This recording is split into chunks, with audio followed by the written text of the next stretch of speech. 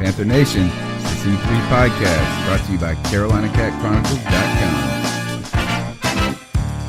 I had fun, man, just out, you guys joking, we working at the same time, putting the work in as a team. Like I said, I'm just glad to be with the guys, My favorite night of the week? Because we're going to go out there and we're playing to win. We're not out here just to just show up. We're out here to win. I don't want guys that want to win. Because really, who doesn't? Nobody wants to win. Everybody wants to win. I want players that hate to win. This embodies everything that we are as a team, as an organization. Our motto is keep pounding. And that's what we do, you know what I'm saying? Hey, what's up, Panther fans? It's your boy, the Professor, a.k.a. Tony Dunn, and this is the C3 Podcast brought to you by CarolinaCatChronicles.com, where every Tuesday night we chop up the latest Panthers news and opinions from the fan perspective. And I do it with my homeboys each and every night. Joe's on his way, we think, but I'm here with Mel tonight. Mel Mayock, good to see you, my friend. Hey, what's going on, Professor? I tell you, is it just me, or has this been like the longest off-season in the history of the world? I am so ready to get it going again, man. It really has been kind of meandering. I think that it has something to do with who we had to watch in the Super Bowl. The year before, that Super Bowl appearance kept life. We had life in the playoffs and things were kind of just, tailing off for the Panthers a lot earlier than we wanted to. And you could only get so excited about the draft because it was one of the harder drafts to kind of pinpoint in some ways. So, yeah, it has been a long off season. And Cody Lackney is already saying this off season has been killing me. I'm with you, Cody. Yeah. All right. Joe is here. Joe Riolano, welcome to the show, my friend. How are you? What's up, buddy? How are you? I'm good, man. I'm good. Aaron, I'm sorry we couldn't get together today. Aaron is in Charleston, but our schedules do not allow us to hang out, which is a crying shame. That's true, but, not everybody gets to hang with the freaking Puerto Rican. I get it. I understand. That's true most of the time. Next time, brother. All right, guys. Tonight's show is Fan Fest, Pyramids, Fresh Prince, and Wisconsin Cheese, episode 17.23. So we're going to be talking about, obviously those things. Cam Newton on the 100,000K pyramid, and the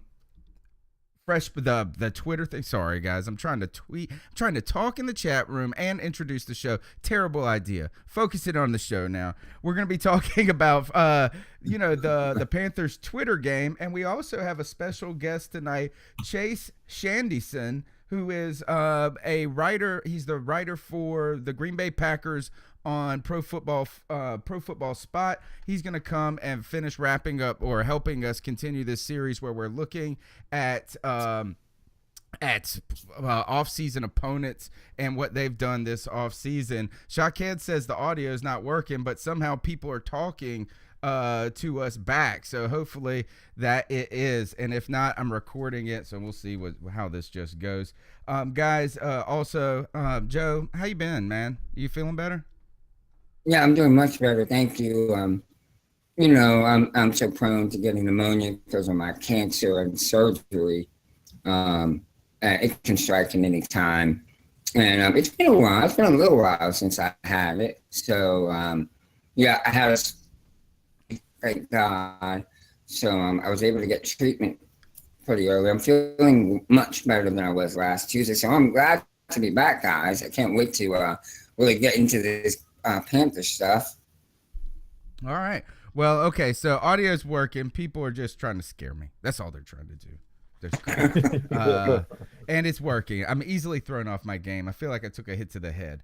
Guys, I think first, if you're watching the show right now on YouTube, smash that like button, hit subscribe. If you're on Facebook Live, do the same.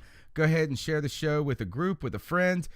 It would be fantastic for us to know that you're watching and to continue to get our name out. We have been working all off season to bring the latest Panther news and opinions to you, so we appreciate the support. You can follow us on Twitter at @cat_chronicles. Subscribe on iTunes, Stitcher, wherever you get your podcasts. Also, if you listen to the podcast, you can send us an email at carolinacatchronicles@gmail.com. We'd love to hear from you. And also, if you really love what you hear, you can consider donating on Patreon. All that information can be found in the show description. All right, we're going to jump into this, guys. Today, I guess the fun news is this. While you have been pining for Carolina Panthers football, FanFest the news has finally come out today about FanFest. The official news was posted by the Panthers.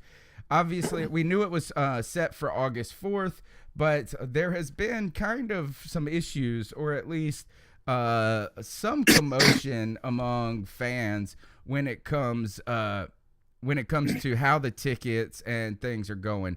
So a couple of years ago, FanFest, which is a free, it's typically been a free event, right, for Carolina Panther fans, has been and non-ticketed event for many years, or was getting so popular at one point. Maybe this was going into the 2015 season. So we're talking about the year that we go 15-1. We hadn't even had that season yet. There were so many people there. There was like people fighting over seats, and it was just kind of really chaotic and tough, because you're bringing your family to this event. You got all these kids, and I was that year, I had 3 kids, and it was just like, I always have 3 kids, but it's just like, not like you're not getting upset with people, or at least I don't. I try not to, but you got your wives with you who are doing it for you, partially for your children. The children kind of want to be there and kind of don't, and you're trying to wrangle everybody, pay for the popcorn, the hot dogs, the beer, whatever it may be, and people are kind of competing over seats, talking junk. So it was just so much that the Panthers decided that they tried to put a little bit more order to the event by ticketing the event. So that, now, in some ways, good idea, I guess. I don't know really necessarily how that brings order when the tickets didn't have your seat location on it, right? It's just that I think it gets you in, which is still kind of just first come, first serve. But then it shifted that chaos and animosity to the internet, where everybody was fighting for these tickets on Ticketmaster, the site's crashing, and then you see tickets on StubHub and various things for sale, and a lot of Panther fans were upset about this. Now, what you get here is, in many ways, the Panthers organization had to see that chaos a little bit more closely on the internet, and instead of like those security guard people seeing it in the stands the year before. So there was a lot of backlash about this ticketing system from last year. And so this year they are going to keep with a ticketing system. It is going to be a paid ticket for $5 per ticket, and the money is going to go to charity. Clearly what I'm thinking, or what I think this is the $5, guys, is meant to prevent people from getting on the internet and overbuying tickets to where people don't get an opportunity to go. By designating that money to charity, I think the Panthers are kind of showing that, right, is that this is not for profit. So that's what the thing is. The tickets go on sale Saturday, July 22nd at 10 a.m. through Ticketmaster.com. And the Panthers want you to buy the tickets through their website, because I'm sure they have some sort of affiliate deal if you do that. So you can support the organization, and theoretically they can profit from it then that way. So if you really hate the idea about paying for this tickets, you probably just want to go to Ticketmaster.com. But that's the deal with FanFest and tickets. Mel, you're going to be able to make this one? I haven't decided yet. I'm going on the 9th to the first preseason game, which is just 5 days later. So I may not make it out there. But what about you? Are you guys going to make it? This is right in the sweet spot for me. That, and I might be on your couch around that 9th period, because I get, starting around August 5th, I get like about, 10 days off from work. Ooh. And we get kind of mandated vacations based on the schedule. So I'm going to try to slip down to training camp. I'm going to try to do some things, but at the same time, dragging my family to these events is it's bittersweet. Yes. Yeah. And I hate that because we're out of town. So, you know, I mean, you got to drive 4 hours. You got to put everybody up. Then it turns expensive. Mm-hmm. If I can sneak out by myself, I can roll single bag.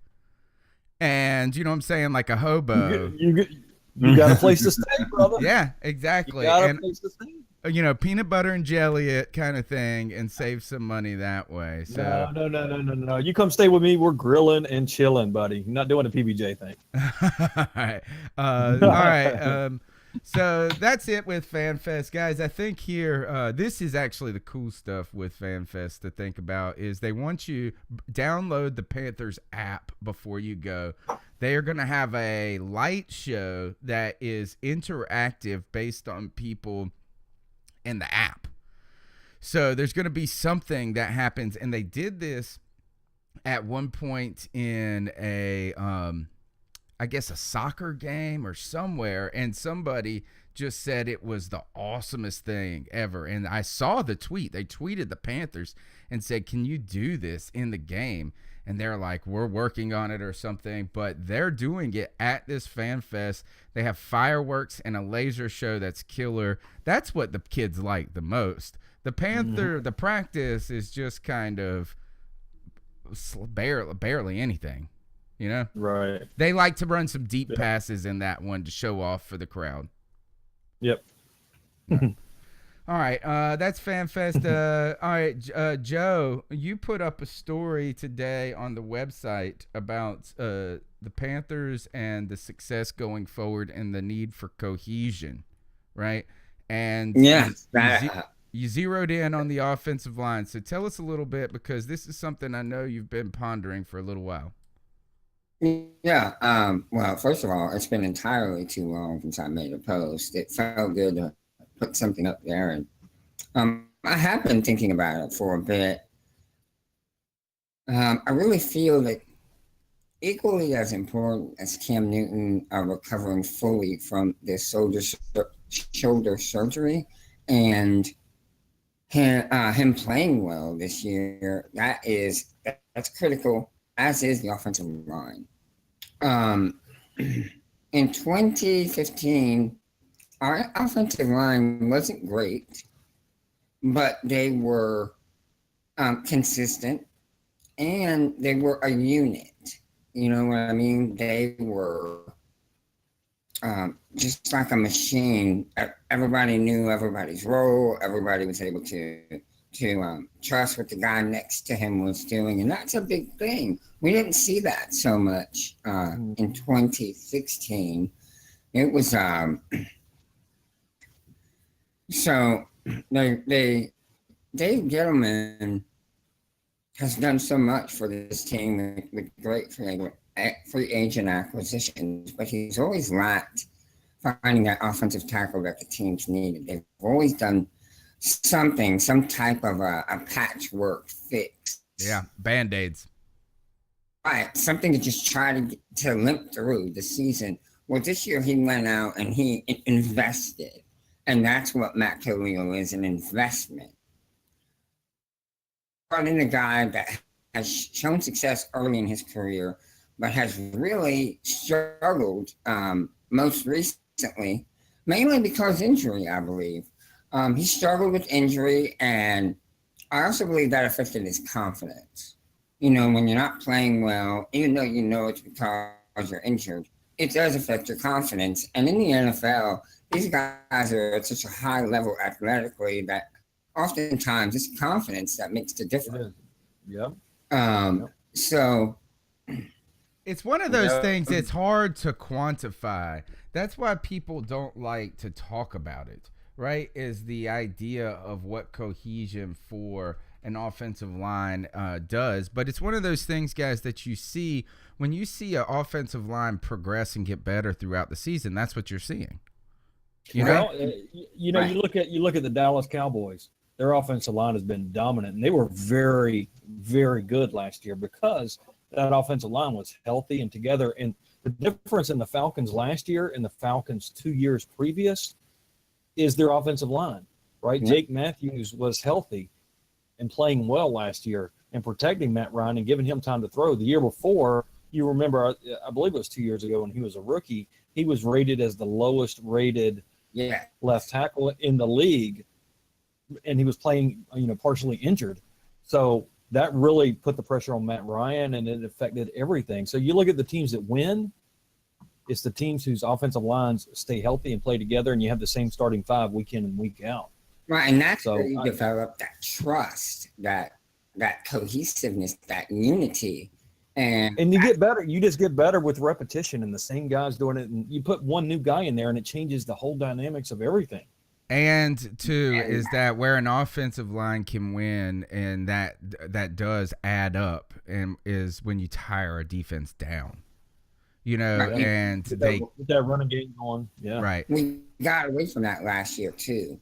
That's something that we did a lot of in 2015, but last year we didn't do as much of it as wearing the team down and constantly hammering them with Jonathan Stewart or just a steady run game. Well, we brought in Matt Khalil, so there's already a change in the group. So it's important. One guy that I think could have a just huge year this year for the Panthers that not a lot of people are talking about. He's a common name, but Jonathan Stewart. Everybody's saying run CMC, and he may do very well. But Jonathan Stewart's in a make it or break it type of year for future contracts, and he's going to have that extra motivation to stay off of that bike and to stay healthy and to put that extra work in. And man, he could be huge. Remember how good he is when he is healthy and has a good line. He is downright dominant. And speaking of that, guys, first I want to give a shout out to Abe Burns, the commissioner on Facebook. Thanks for checking it out. Quentin Bobbitt around too. Thanks for chiming in, guys. One of the things too that we also underestimate, or we focus on so much because we see the tackles get burned in pass rush, is that our run blocking suffered last year. Now, some of this is injury. Matt Khalil goes down, the center is hurt. You can't have an offensive line when you've just got two guards, right? So that run blocking, if that can improve, that automatically improves things and helps altogether, because that run game can be more effective. Jonathan Stewart, who everybody we did point to like last season saying slowed down, struggled, wasn't getting those 100-yard games. We watched him run, and he fought so valiantly for every inch in so many ways that just improved run blocking obviously would help him. But then, like you said, Mel, you throw in a little, you take some of the pressure off of Stewart. His legs stay fresher for longer, and he can pound guys a little bit more.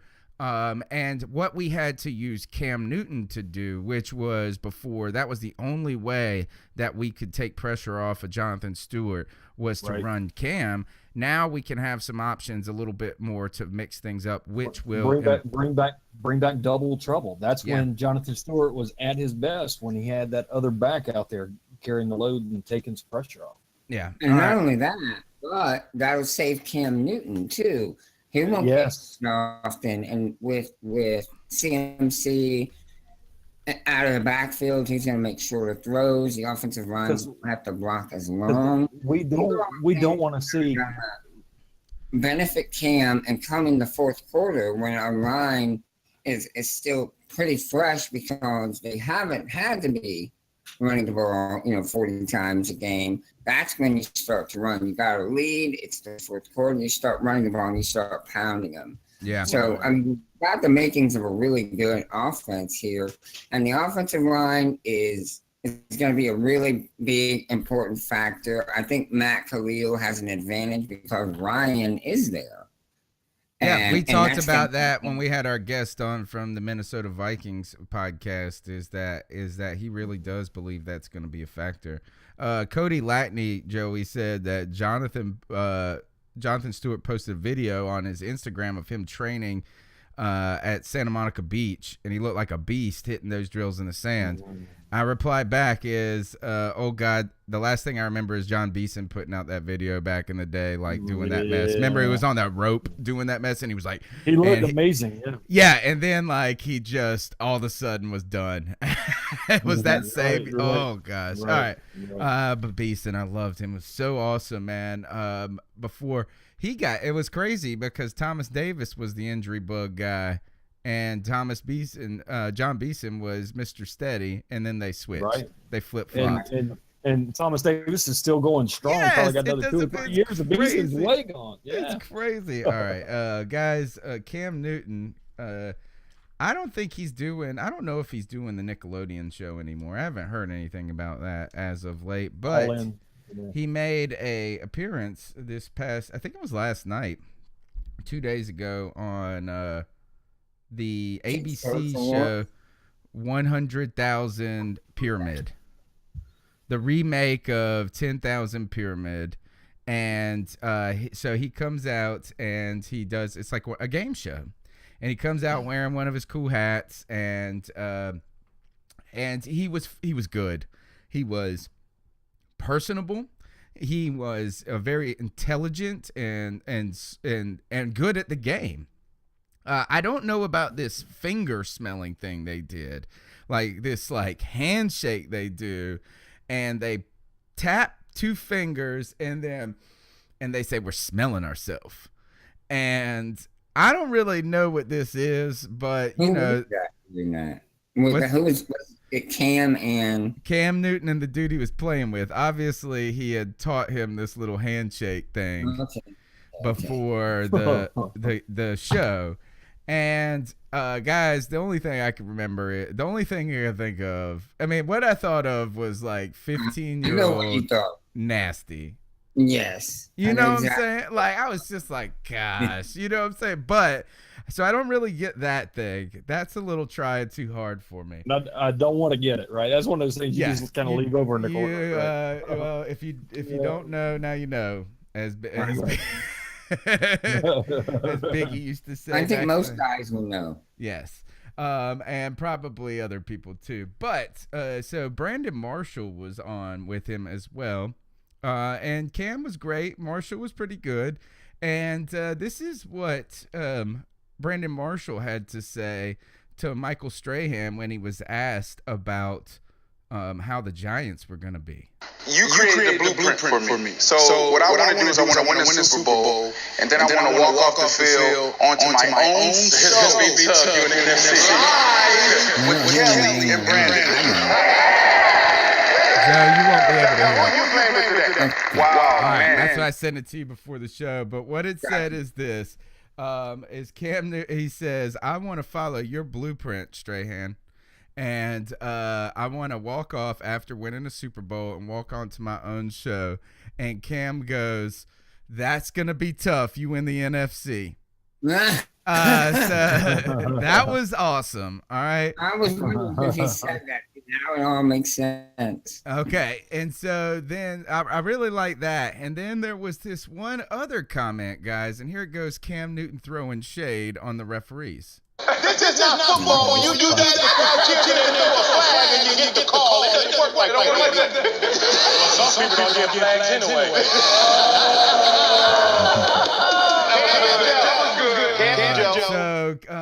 So Brandon Marshall is acting out, trying to get a late call in the game show, and Strahan gets on him for being a whiny offensive player, calling for a flag. And Cam, with the cute, most adorable face, like you fall in love with this guy. He's a good-looking fella if you get rid of that damn blonde beard and the smell in his fingers. But he said some of us don't get flags, and throwing shade on the NFL referees in a cool place. Cam, I think, and it was very impromptu. Really like what Cam was showing on the show, guys. So fun. You can check that out. You will have to download your ABC app probably and watch like 70,000 commercials. Was crazy. All right, what else is going on? Panthers guys had a little fun on Twitter and did an homage to the Fresh Prince of Bel-Air over 3 days of tweeting.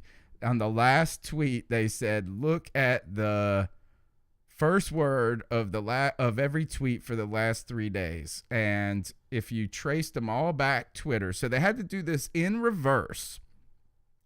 So the first tweet, the first, like 3 days prior, the first word of that tweet, these are all Panther tweets, like check out now, and then it's something about the Panthers. And you remember the Fresh Prince of Bel-Air lyrics, "Now this is a story all about how my life got twisted, turned upside down."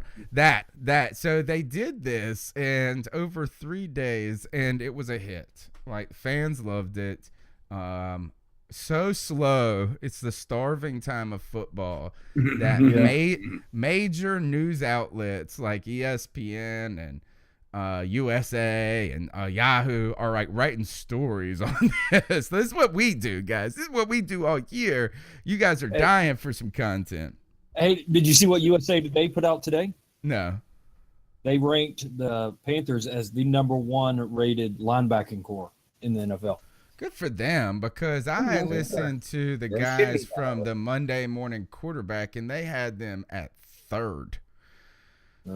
But they favored 3-4 defenses better, right? Like, that's what they just, because they were like Von Miller and those guys are #1. Right. But I don't think that that's necessarily, you almost have to rank 4-3s and 3-4s, and calling Von Miller a linebacker is just annoying to me. No, I agree. He's only in position name. He's a defensive end. Yeah. Right. And the other guy from Oakland, so that was another guy.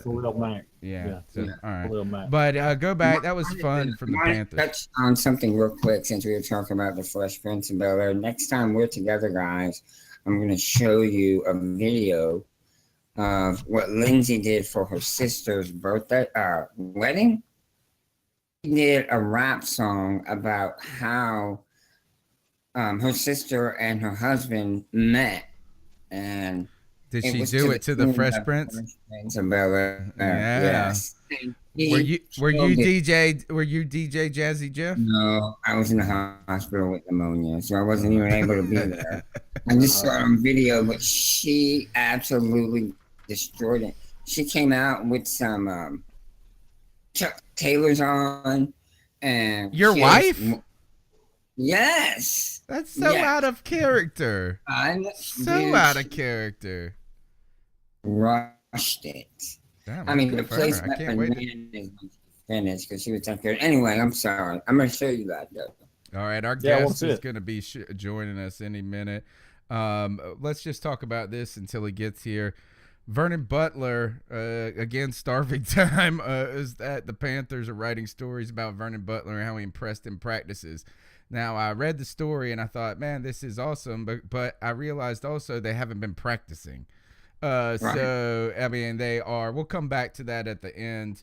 But what I thought was interesting that we'll talk about this towards the end of the show, and that is, Cam Butler, is he the answer? Is he the one thing that we are underestimating this year in the Panthers defensive line that could be, which we always think is its strength, let down last year, going to be a step up this year, I hope.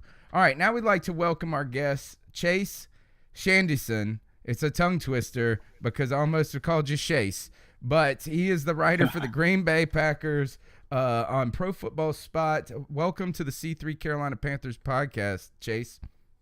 What's up, man? How you guys doing? Fantastic. Good, man. Thanks for coming on. All right, you're here with I'm Tony, Joey's here, and Mel's in the house, and we brought you on to talk about the Green Bay Packers and their offseason and the draft, because we're going to be playing you, and we've gone through about every team in your division. Bears are the outstanding team, but I don't even want to talk about them. No one does. So, but we are here. Look, I'm looking forward to the Green Bay game. Mel, that's the one. You asked me for one. Yeah. That's the one. Yeah, man, you guys taking the cold trip to Lambeau. I thought it was in. I think it's in. Is it a home game? Charlotte.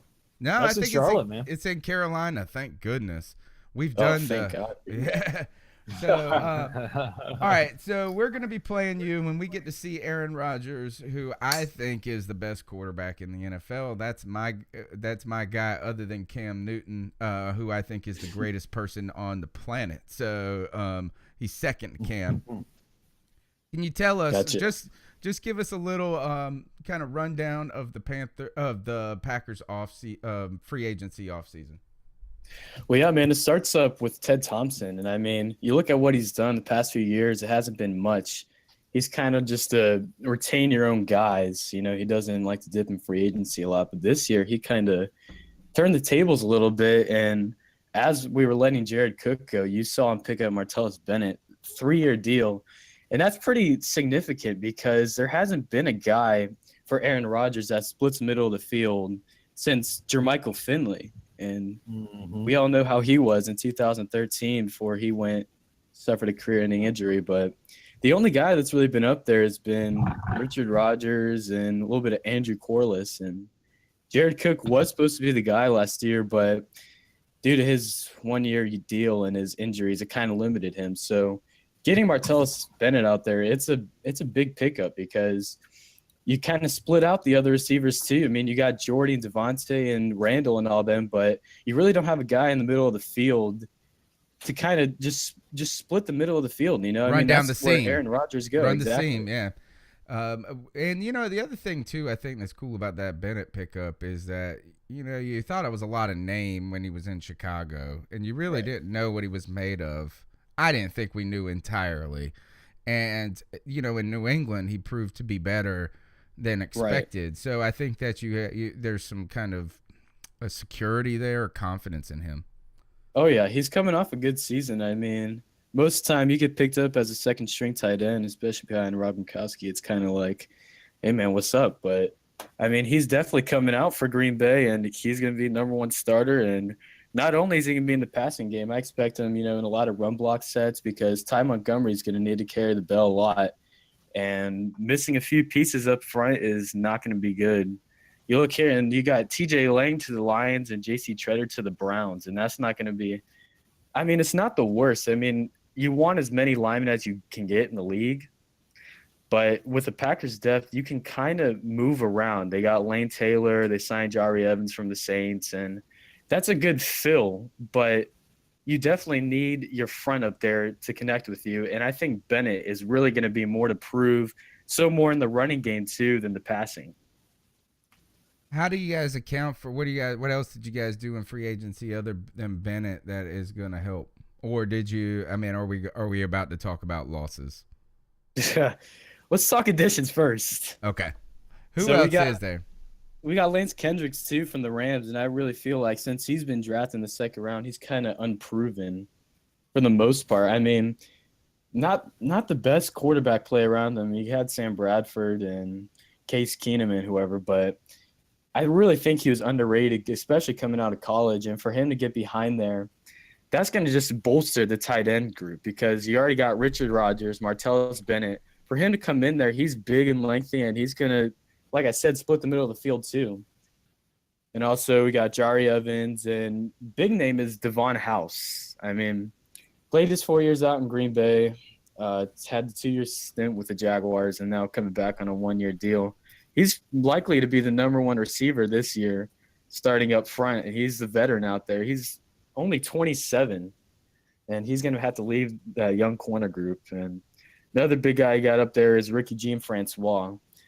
A lot of people don't really know about him because, doesn't really put up the numbers, but he's just kind of that building block on that defensive line. Didn't he go to Georgia? Pretty sure he did. Yeah, I think so.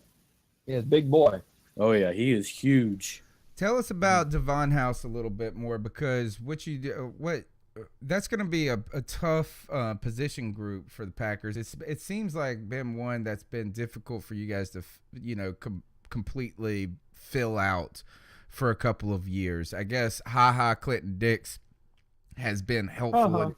Has been helpful there. Mm-hmm. But you're bringing back Devon House. What type of player is he, and how can he lead that group?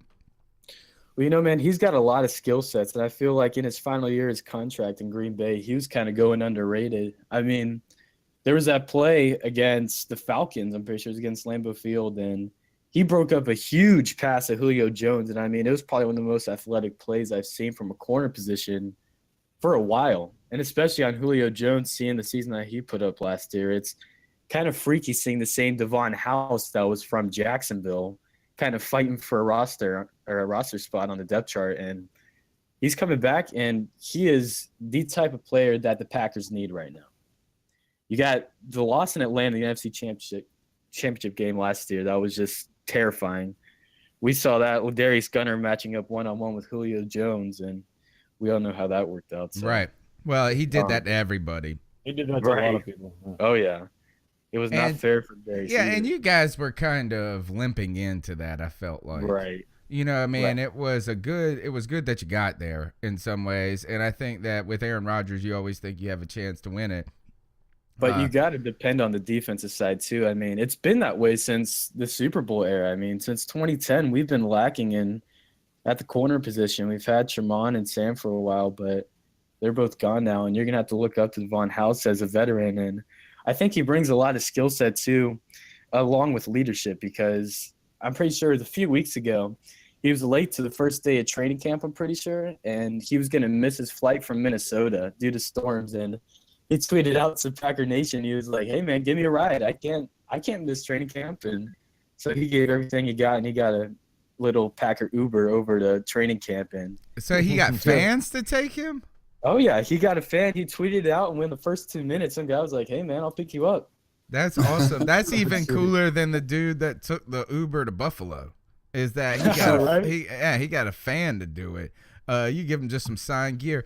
You know, the thing about with the Jaguars defense, too, is that at first they've drafted a lot of studs or guys that they expect to be big in that secondary. But there's been a lot of discord in that locker room when it comes to their defensive coordinator, who they thought they were going to let go. A lot of players speaking out about the defensive coordinator, saying that he needs to go. So maybe for House, you know, being in a good locker room with the coaches that he's familiar with, he can thrive in that as well. So let's move on to the losses, though. Big loss in Eddie Lacy. Right. Huge. And that's a huge one, because most of the time it wouldn't really matter that much. But once you got then week 1 on the schedule, come back to Lambeau, that's kind of a slap in the face for you. I mean, Packer fans are going to have to watch him come out in some white, blue, and neon, and that's not going to be too pretty. Are you guys going to throw like cheese or donuts onto the field for him? Because like I was going to say, just leave 2 dozen donuts in his locker, and that way he'll be all slow. Leave some donuts in his locker, and he'll have another 20 pounds before he comes on. Got that powdered sugar mouth coming out on the field. So is Ty Montgomery going to be the bell cow running back? He is, and I'm expecting him to take on a big role, because, I mean, you got Jamal Williams from BYU, you got Aaron Jones from UTEP, and you've got Devontae Mays from Utah State and Blinn. But, I mean, he's the only one that's got experience right now to even touching the ball, because he only took snaps in late part of the season last year, and he's going to have to get in and make a big role. And there was a news article I read the other day about Mark Ingram want to be a trade to the Packers. And, as much as I'd like to see it, I'm putting my trust in Ty Montgomery. You give him Mark Ingram would be good. He's good, man. I don't know what is up with the Saints. Like, when they gave him the rock, he averaged like over 4 yards a carry, and they gave him a deal 2 years ago. It's just Sean Payton. He's unable to run the ball. Like, it's just like he does it only because he knows we say he can't. What's up for Panther fans who don't follow the Packers as closely? Explain to them why Ty Montgomery's number. He wears 88. So they call him 88 on the field, and it's kind of a joke that they throw around. He was drafted in the second round a few years ago from Stanford as a receiver, and they saw him falling behind as 4th receiver, 5th receiver once they signed James Jones a few years ago. And so once he came on, there were injuries last year. You had Eddie Lacy out, the ankle injury, hobbling around on that cart.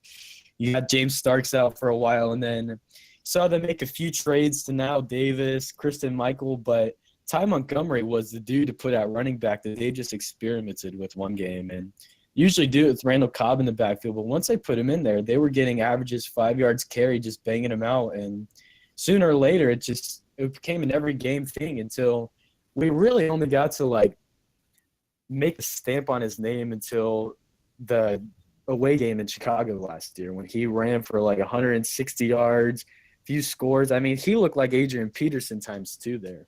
Yeah, he was amazing. I think that's when he really got his name out and what he can do. And what I really like about him is he's not a one-run guy touchdown and his average goes up. I mean, you didn't see him bolster for 60-yard touchdowns and then run for 2-yard gains after that. I mean, he was consistent.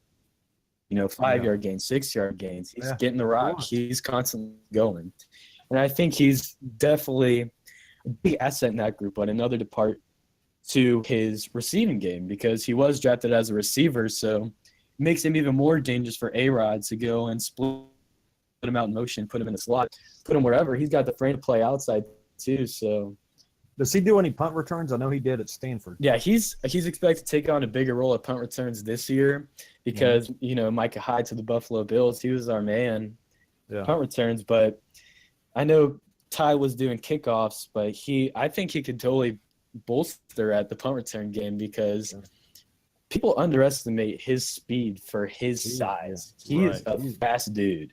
I mean, you give him even just 5 yards of space and he just takes off. And, for sure.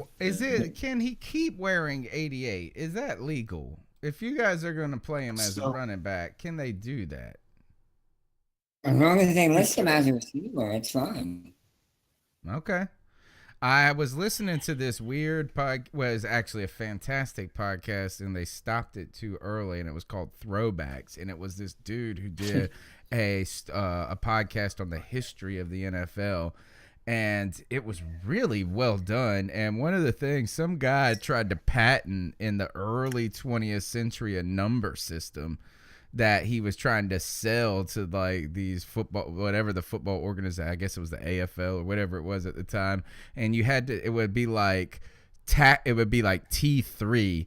So they were trying to indicate your position, like tackle and your number or something like that. They were like, we'll get back to you on that. So Ty Montgomery might be the reason they go to the WR7. RB / whatever. All right, let's talk about the big loss though. Your loss, our gain. The guy that time. Oh gosh, here we the go. guy that time defies. My favorite player in all of Panther history. The guy that he's from a town that's about 30 minutes away from where I live at. He was it was basically when I invested all into football is when he's drafted by the Panthers, right? That is Julius Peppers, who then goes to Chicago, then goes to Green Bay. Can he get back into play? It was amazing. He just never slowed down. Right. What did you learn about Julius Peppers over the last couple of years?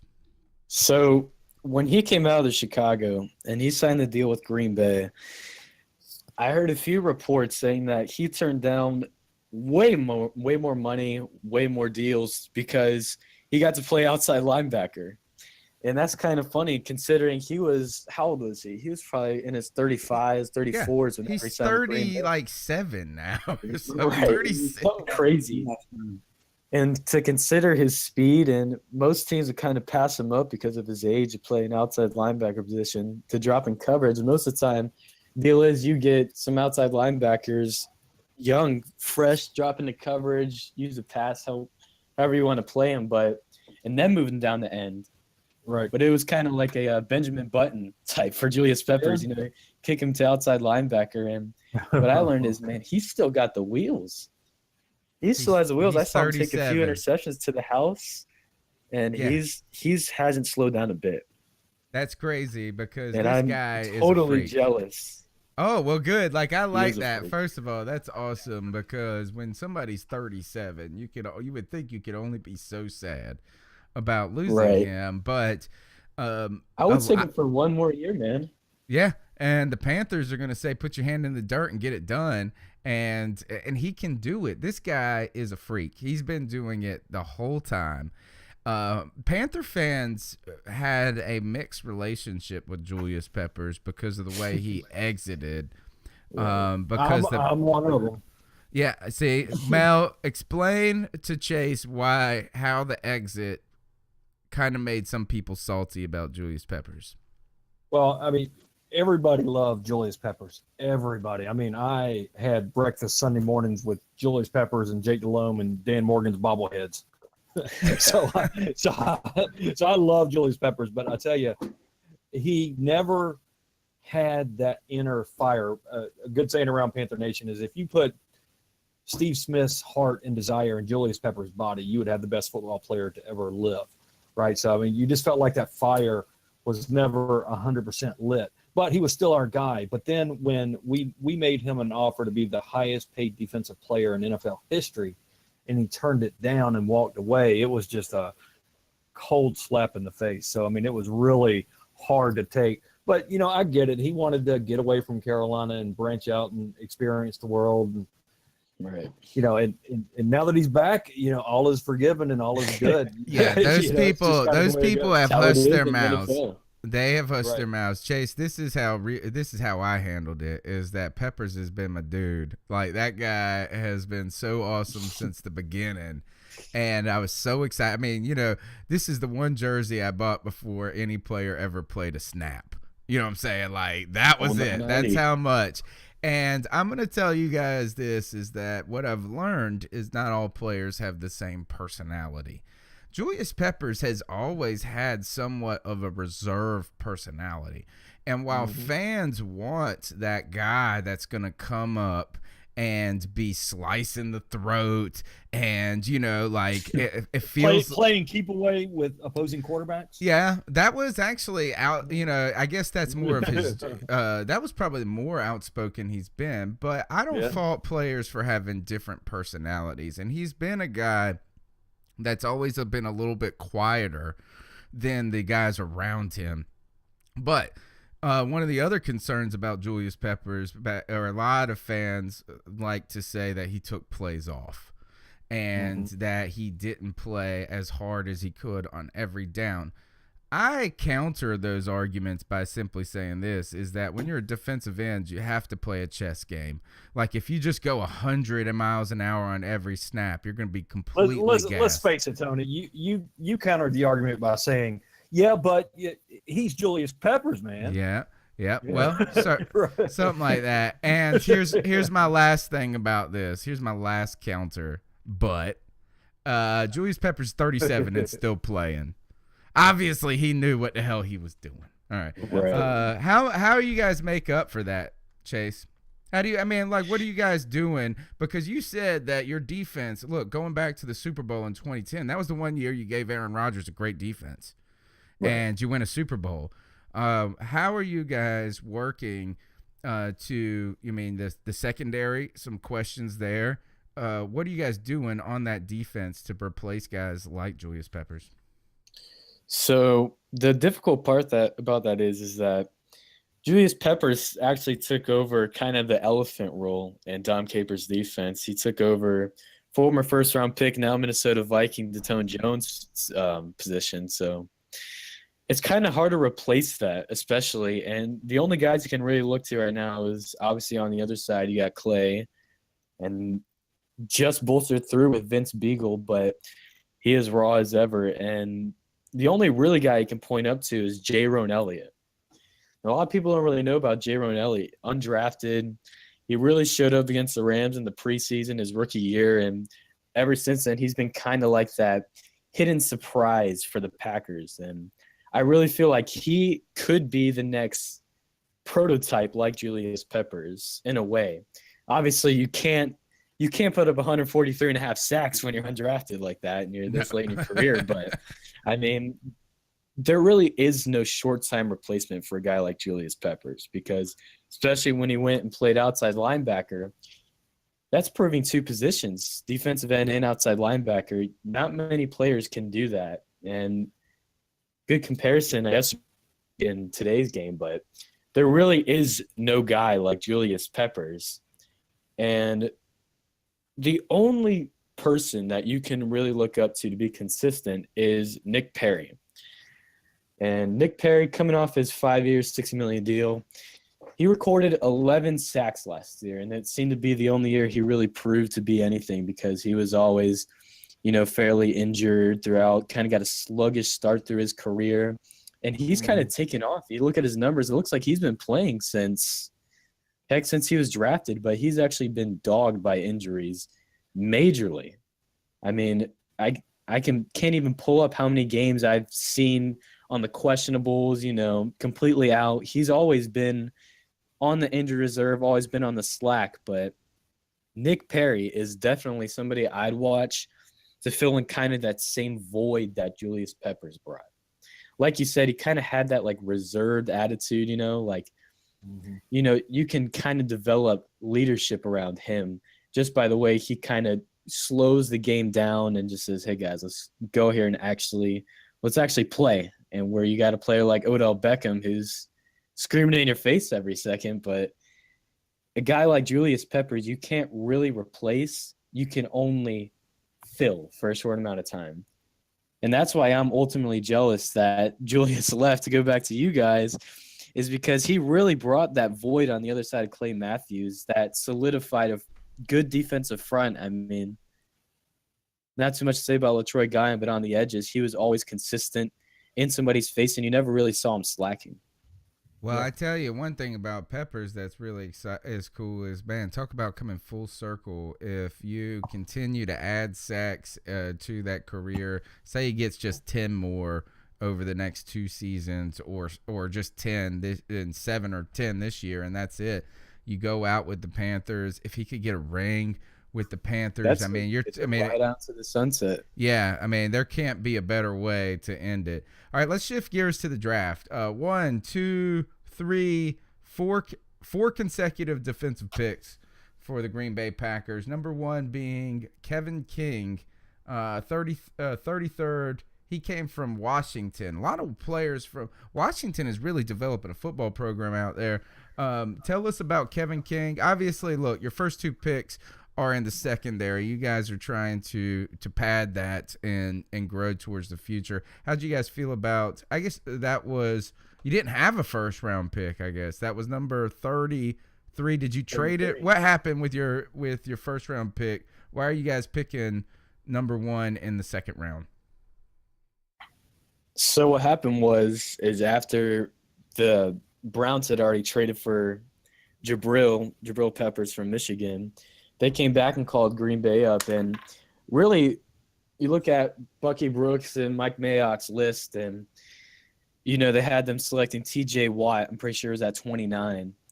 And Ted Thompson's always been that mastermind of deception. He's always looking for a way to prove people wrong, where you don't have to go and spend big money in free agency or go and get traded up for somebody good in the draft in the first round. And I really do feel strong with what he did, because you trade with Cleveland, who has number 1 picks all throughout the draft. You go to Kevin King at number 1, and then you get Josh Jones. And I think that's really significant, because you get Kevin King, and it's okay for him to be wrong. And why I say that is because all of the players on the Packers roster right now have always been, or have been, early round picks. I mean, you look at Demarius Randall, he was a first round pick from Arizona State, I'm pretty sure. And then you had Quentin Rollins, and now you got Devon House back up there. But what Kevin King's a big dude, isn't he? Yeah, right. He's 6'2", 6'3". He's getting up there, and he ran out of the park at the combine. Yeah. I mean, this dude has the size and the speed to go ahead and just, if you want to plug him in, you can. Mm-hmm. But I think what the Packers are going to do is they might say hold on to him real quick, because there's a reason why he drops. Number 1 is because Yeah, I know that the word was the Dallas Cowboys really had their eye on him there at the end of the first round. So I think he I did think we slip just a lost. little bit. I think we lost Chase. Yeah, I think so. Chase, we lost your brother. All right. To talk about Kevin King, guys, he's 6'3", 200 pounds. He runs a 4.43. These guys went for athleticism in their secondary, right? That's what they did, is that because if you go with him, and then you go with another guy who is another raw talent in many ways, and is that Josh? What's his name again? The safety from NC State, Mel. Jonathan Jones? Not Jonathan Jones. That was Josh Jones. Wasn't it? Josh Jones. Yeah. Is that he another guy who has all the measurables, right? And a guy that we wanted is that because we need that strong safety, that big athletic guy. So that was, I think an addition that could be very helpful for any team. But he's another guy that's going to need some refining, right? To think that he's going to come in and be an answer, because what we've seen is that strong safeties, the athletic ones, the big hitters, all those, it's great. They're fantastic to have. But since you have coverage responsibilities, you have responsibilities in stopping the run as well. That this was problematic is that the guys have to develop mentally at that position more. So you can't just throw a guy who goes out there and is just throwing his body around and expect that to be okay. I mean, it will work. It's just that when it doesn't, it really hurts. It really shows up, yeah. Yeah. But let's bottom line it for you. What do you think? What do you expect from the Packers this year? As far as, are they going to be the Packers of old, or are we going to see Aaron Rodgers throwing his iPad on the sidelines again this year? I don't know. I think they're gonna. I don't know if they can. I don't know if that defense will be good enough. But we'll ask Chase. Chase, are you back now? I'm back, man. Sorry about that. Yeah, no problem. All right, so we were talking about. We'll just go back and finish up this about the two additions in your secondary. Is that you talked about Kevin King being a big guy? He runs a 4.43. I looked it up. He's 6'3". Josh Jones is another guy in the second round. But he's also raw. What we were talking about. He played at NC State, which is Mel's alma mater, our rivalry where I live at. And they're about an hour down the road, hour and a half down the road from us.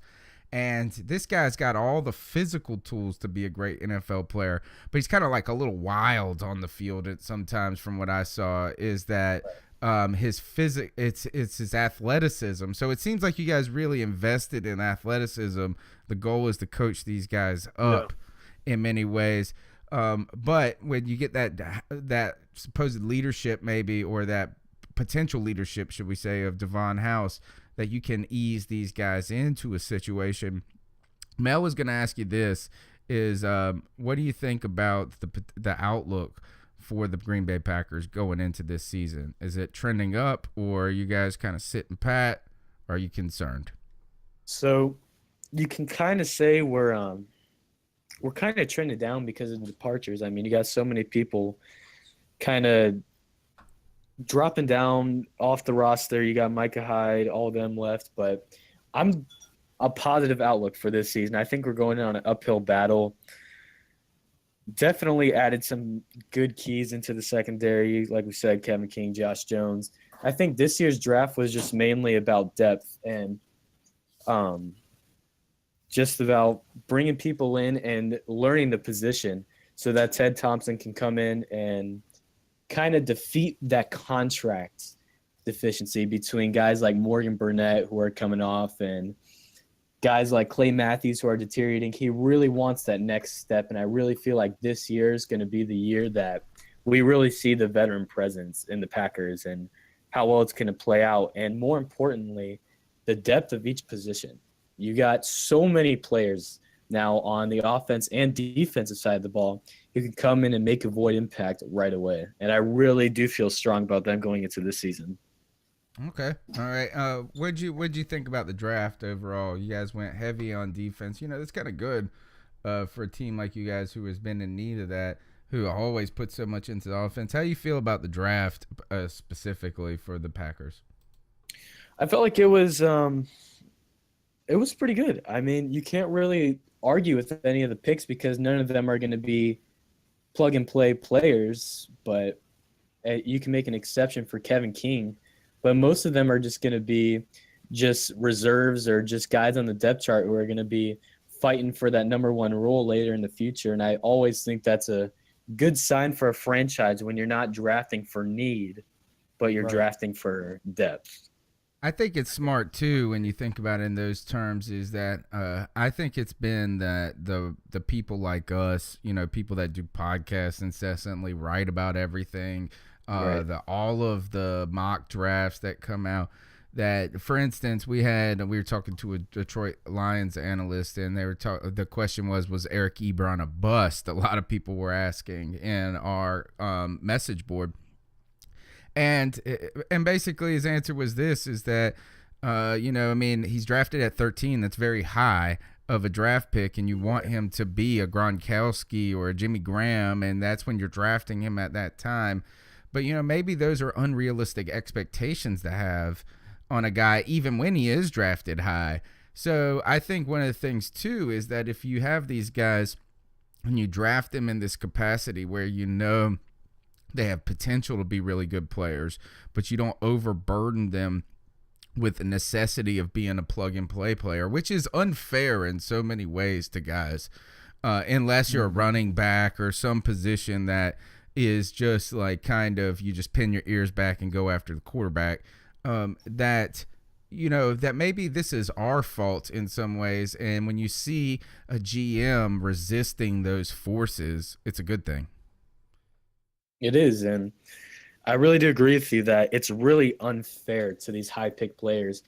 And you can really make an exception for any position except for wide receiver, because most of these guys are coming out of college, and receiver is definitely the most transitional position since the new kind of era of the spread offense has started. They're expected to get in and make catches 80 yards down the field, run a 4-3. They want everything out of you when you're playing outside or inside. And that's the only really exception as coming in from the draft to be a plug and play. But as for any other position, it really is unfair to kind of make assumptions off a first or second year player who is immediately taken into the spot. And that's no, go ahead. That's kind of what I like about how Ted Thompson is kind of working things. He really tries to take his time out and make players develop around the ones he already has. So where do you live, Chase? I live over in Panama City, Florida. Oh, okay. Nice. So cold there. Oh, yeah. Hey, the favorite game I have ever been to, we lost, but for my daughter's 16th birthday, my daughter go see Brett Favre play in his last year in Green Bay. So my wife, my daughter, and I drove from Charlotte all the way up to Lambeau Field, spent the weekend up there, had an absolute blast, froze our buns off, man. It was the Sunday before Thanksgiving, and we were out there freezing and bundled up, and folks were coming out in shorts and T-shirts. But the most friendly fan base in the NFL. They came up and thanked us for being in their city, giving us brats and beers, and just even my 16-year-old daughter, they're giving her beer. All right, how do you get to be a Green Bay Packer fan living in Panama City? So it's a very coveted story, and it goes back to all the way to my grandparents whenever they were splitting between living in Chicago and Wisconsin. So I got one part of the family that's Chicago and the other half that's Packers. So ultimately you grow up and you got to choose one or the other. And You got to go one way or the other, yep. Oh, yeah. So young age, I was kind of hitting for the green and gold. And ever since then, had family up there visiting, moved back down to Panama City. It's kind of can't really kind of lose your tracks because, like you said, the Packers have the best organization when it comes to fan bases. I mean, they're owned really by do. the fans. They're freaking owned by the fans. Right. Yeah. It's kind of a pride thing too. Last time I was up there, I was with my dad. We went to the NFC North division game up in -2-degree weather when Rodgers went and kind of scared everybody on that little flop touchdown to Randall. And we were coming back out from the halftime with Matt Flynn at quarterback, and we were all kind of scared. Everybody's sitting there all bundled up. And then you hear just MVP, MVP. Oh, Lord. It was the most spine-chilling thing I probably ever witnessed as a Packers fan, was just being a part of that, like, that just saga of you can't really stop Aaron Rodgers, because he came out all calm and cool, ready to play and finish out the game. And I think that was just one reason why you got to love the Packers fans there, is because it's kind of like a home brace experience every time you go to a game. Even sitting in a bar, you go and sit with the Packer fans. And yeah, I mean, what else do they got to cheer for, right? I mean, like, what else do you do? Eat cheese curls, right? That's right. And do curling. They do curling. I know we're running late. I'm going to give a real quick 2-minute story. In that drive, we stayed the night in Chicago, and we got in a cab, and we went up the Miracle Mile and got Chicago deep dish pizza. It's fantastic. But the cab driver was like, oh, I hate America. This life sucks. This city sucks. Everything sucks. Blah, blah, blah. Awful. Get out, pay your money, and go. We get up to Green Bay, and we get into a cab.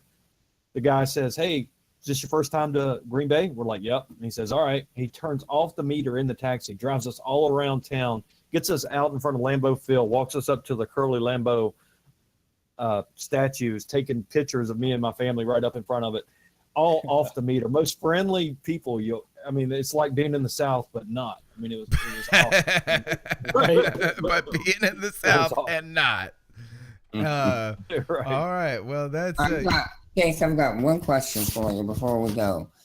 all right.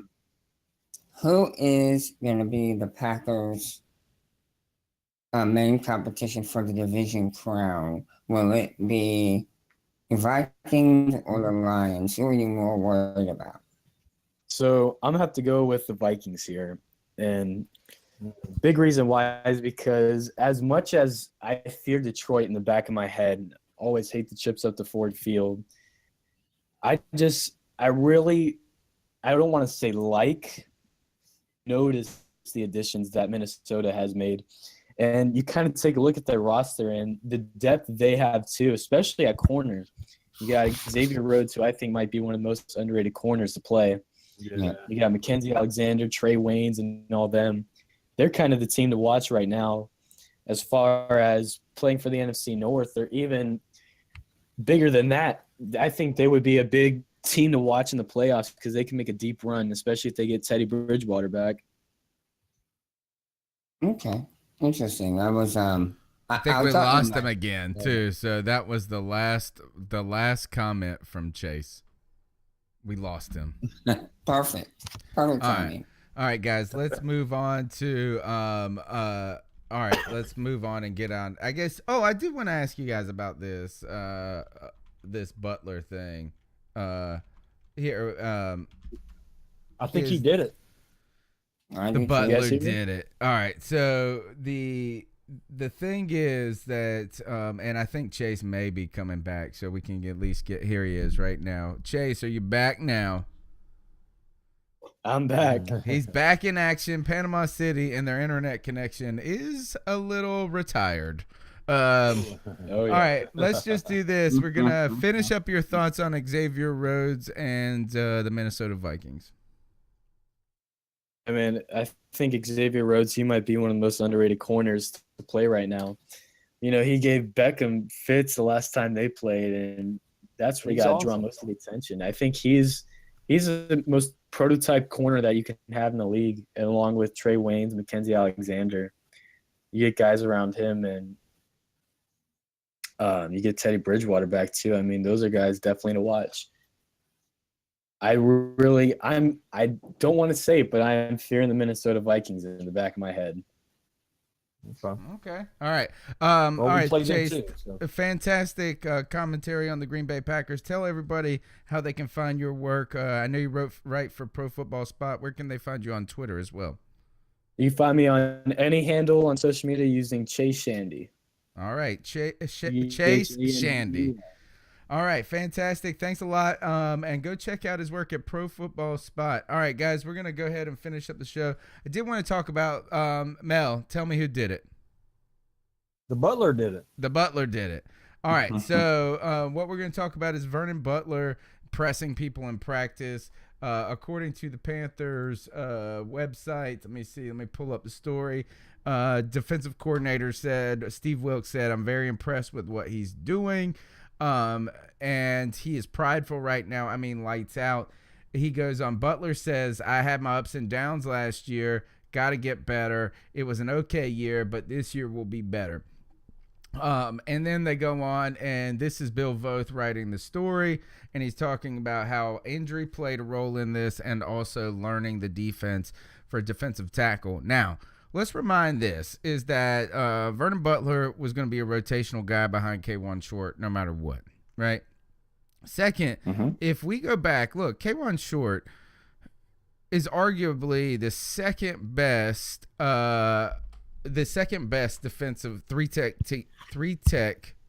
technique defensive tackle. Say that 7 times in a row or 5 times besides Aaron Donald. Right, Aaron Donald, I think that, even no matter how much I want to pull for the Carolina Panthers guy, that guy's a beast, right? Yeah. So is that K1 Short was going to be the dude anyway, but I would like to remind this, is that Vernon Butler, injury, rookie, behind K1 Short. Let's go back. If you rewind to 2012 where we had 0 defensive tackles, right? None, and we drafted 2 in a row, Starr and K1 Short, consecutive defensive tackles.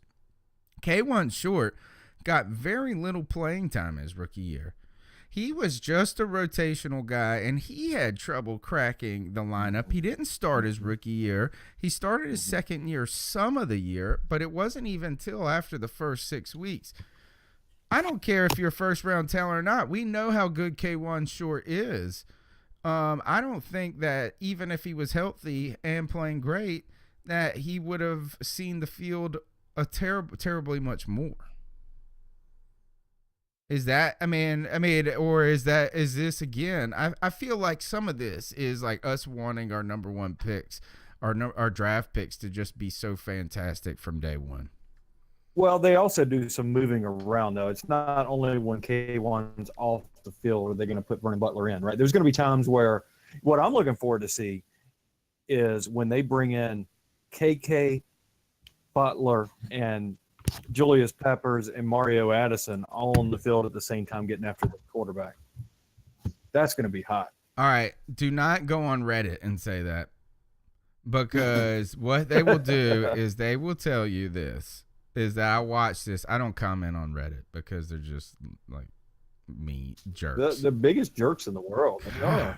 Great discussion. They're jerks for the They're jerks for the sake of being jerks. Yeah, they're kind of. It's great discussions in so many ways. But they go in. Here's the story, guys. It was when this story came out, some other things, and KK was they're talking about KK, and somebody put on Reddit. They said this. What do you think about trying to play Butler and Short in the same formation? And they're like, don't you know that they're both 3 techniques and that they cannot play one technique? That is only what Starr does. And you're like, you're like, all right, I get it, makes sense. Is that people do have strengths, right? But watch, they will do it this year. He is 325 pounds. Thank you. Like, he's not like a defensive end. You're sliding not in. Like right. It's not like a 270-pound guy you're sliding in there, right? I mean, he's going to be able to hold that point of attack if needed. But you're putting your best pass rushers all on the field on a 3rd and 11, right? Where they're not going to be running the ball anyway. You get your 4 best pass rushers on the field at the same time. It's going to happen. Reddit, ice up. Yeah, is that and then the other thing, Kevin says, "Wow, not everyone on Panthers Reddit is a jerk." Maybe not, but I'm still waiting for them to post one thing that we've done. AKA, I got Jason Peter, I've got Deshaun Foster, I've gotten Will Witherspoon on this website, and no love. Come on, guys. We're all one nation, 2 states, 1 nation. Agreed. So is that I do look at it all the time. I'm just almost scared to comment on it. I feel like, all right. I think that could be cool. Is that certainly can't do it on every down, but in a need and a necessity, out of necessity, and also just because you line up closer to the center doesn't mean in some formations they slide out the defensive tackles to both play that kind of 3 technique, and then they shade the linebackers into the middle, or they bring a defensive end to come around on like a stunt, or they have the defensive end standing up, and you can do a lot of that on with Peppers. You're going to have a guy like Peppers who's kind of like Mario. Is that all you right. can't have those guys. And actually, the real question is this: is not about K'Wan Short. It's not about Vernon Butler. We know. I think we know what we want those players to be. I think the question this year is Mario Addison. Does this guy finally is this the year, which I think it can be, that he becomes an all-around defensive end, not just this pass rushing defensive end? Right, pass rushing. Yeah, I think he can do it. I think he can do it, and I think we're going to see it. Super and I think that's Mario. going to help. I think you're going to see Peppers filling in more for Charles Johnson than you are going to see anywhere else. All right, let's go on here and get out of the show, guys. You guys got some ice up picks for me? Yep, sure do. Fire away, Joe. All right, my ice up pick is the Washington Redskins because they still have yet to sign their quarterback. And this guy, Cousins, is the best quarterback that they've had on the team in a really long time. And they are so scared to commit to him, and I have no idea why. He's young. 67% completion percentage, 4,900 yards. He's young. He is athletic. He is smart. He makes good plays. What's the issue? What is the problem? They're going to screw up, and he's going to leave, and he's going to go somewhere and make a tremendous impact on whatever organization. I'm calling it now. He'll be in San Francisco next year. I was thinking Houston, but maybe San Francisco. Yep, He threw 4,900 yards last year. Yeah. Or something Only crazy. 12, mess. only 12 interceptions. 67% completion rate. What is the problem? You know what I mean? What are they waiting on? Yeah, it is it's a stupid one. And Joe, the only thing that's stupider than what the Redskins are doing is Colin Cowherd, who's trying to talk about how Kirk Cousins today is better than Cam Newton. I was just like, oh God. All right, but go ahead. Let's not. I'm not trying to bash Kirk Cousins, but he ain't got nothing to do with Cam Newton. That's what I'm gonna say, Colin Cowherd. But go ahead. Different style of players. Totally different style of players. But again, Redskins just bad management. Dan Snyder came in, and the team's really suffered since he's been, owner of that team, and the struggles will continue. If they don't lock this guy Cousins out, then they're going to be pissed, and the organization is still going to be searching for the guy. For sure, the man that they need is on the roster. The answer is on the roster. So, Washington Redskins. Icing him up. All right. Iced up to the Redskins. Mel Mayock, what you got for us? You know what? That was a perfect ice up there by the freaking Puerto Rican, because I totally agree. However, my ice up son Goes She's to on the Kirk other Cousins. Close. Not quite Kirk Cousins, but to the situation in the NFL around quarterbacks, because we are within a whisker of the two highest paid quarterbacks in the NFL being Kirk Cousins and Derek Carr. You think of all the greats that are out there, the Drew Breeses, the Tom Brady's, the Cam Newtons, the Ben Roethlisbergers. The market within the NFL is not how great are you, let me pay you. It is what's your timing of your free agency and what does the market say? Because what the Washington Redskins are saying is, hey, the agent's coming to me saying he's getting $25 million this year in the franchise tag. So you better be talking about $25 million per year as the floor of our negotiations. Otherwise, why do I sign? And then you've got the contract for Cam Newton, which was $21 million a year, where people were crying about that. And now all of a sudden, because Derek Carr got 25 and he got 75 guaranteed over 3 years, I believe, something like that. That's big money. It is. So because that's there, then that's what Kirk Cousins has to get. And it's just, and I do understand the thinking of the Washington Redskins of, do I really want to pay Kirk Cousins $75 million over the next 3 years? I mean, as we say in the South, there's two How about sides this? to Who the else do you pancake. want to pay? But see, that's the quandary. That's the problem. That are you paying out of desperation because there's nobody else out there, or are you paying because that guy is worth it? And when you get into a situation and you pay because you need that position filled, remember Sean Gilbert?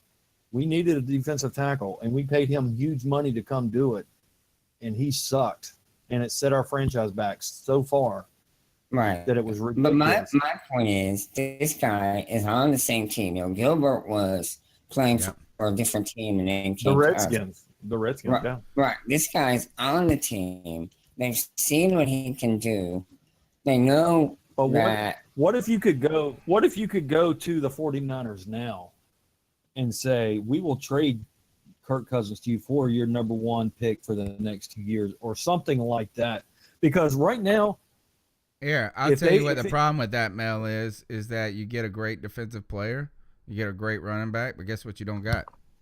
Quarterback. Yeah, and I'm telling you, as a team that didn't have it's a quarterback. It's a quarterback-driven league. It's a quarterback-driven league. Is that even just having one, though? Yeah, but like I said at the beginning of my Ice Up Sun, I agree with Joe. What he said is 100% correct, but there's another side to that pancake. And it keeps right, because what's going to happen is next year, if he plays under the franchise tag this year and they put the transition tag on him next year, he's getting $28 million.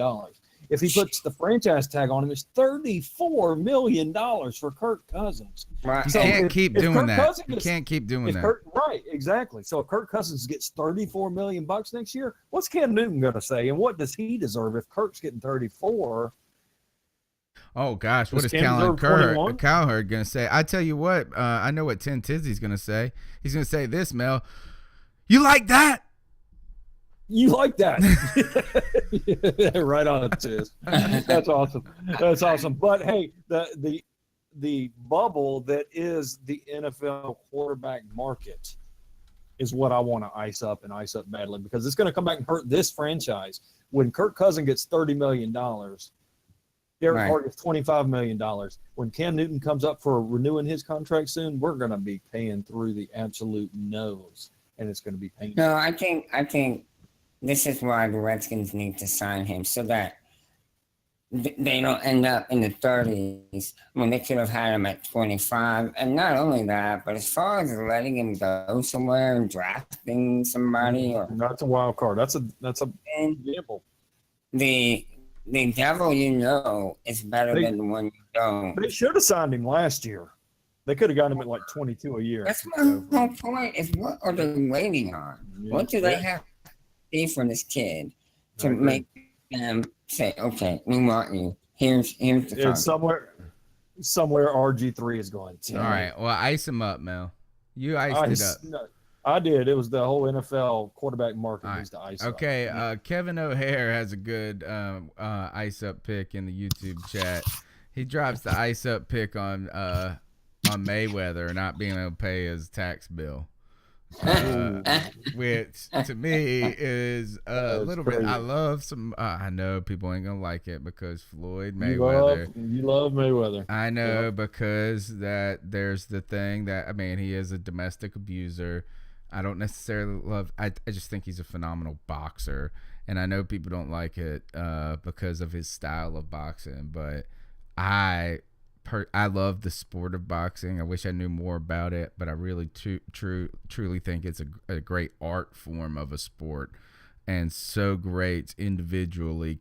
So you can so fair on a comparative individual basis. You can really have these discussions that we like to have in other sports where we compare players to things like that. And since they're team sports, you can't have it. And Mayweather is one of the greatest, man. He's just so amazing. Never gets hit, but he's getting hit with a tax bill. And Kevin O'Hare. Sam. Wow. Yeah, Kevin O'Hare said he's gonna ice him up. My ice up pick goes. I was struggling over this one. I didn't have a good one this week, so when in doubt, go with Rush Limbaugh. All right. No, I've been reading a ton about the old Carolina Panthers 2003 team. I've been working on a project, and the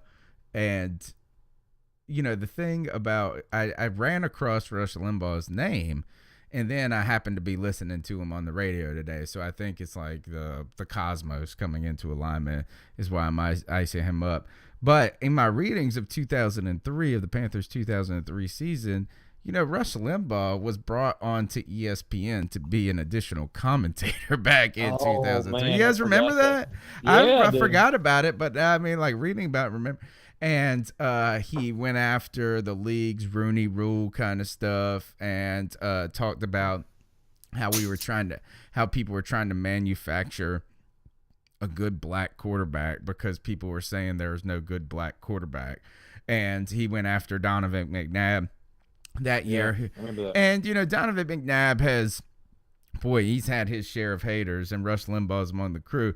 But I was riding home today on the radio, and I was listening to Rush Limbaugh. And look, this is just par for course for these types of people. Rush Limbaugh, you can pick your guy left, right, or whatever. They say this stuff all the time.